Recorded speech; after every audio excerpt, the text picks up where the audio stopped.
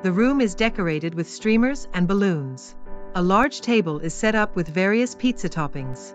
Max is bustling around, setting things up, while Lily watches. This is going to be the best pizza party ever, Lily. We have all the toppings anyone could want. Yeah, as long as we don't burn down the house in the process. Don't worry, I have everything under control. I can't wait to make my ultimate pizza. As long as your ultimate pizza doesn't involve too much mischief, Tom. Who, me? Never. Don't worry, Bella. We've got a special doggy pizza just for you. Sarah is busy making dough, flour everywhere. Max and Lily enter. Hey, guys. Ready to get started? Absolutely. This is going to be epic. Wow, Sarah, you've really been busy. Yeah, I wanted everything to be perfect. So, what kind of pizzas are we making first? Let's start with a classic margarita. I'm making a quadruple meat pizza. Max and his friends set up a pizza oven in the backyard. Mr. Jenkins watches from his yard, looking suspicious. What are those kids up to now?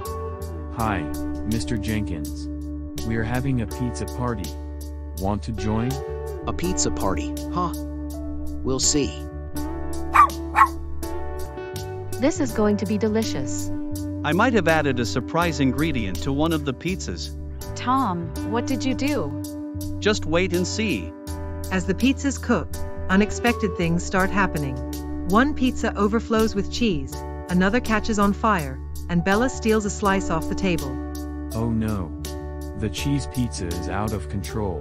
Max, grab the extinguisher. This is a disaster. Looks like you need some help. This is awesome.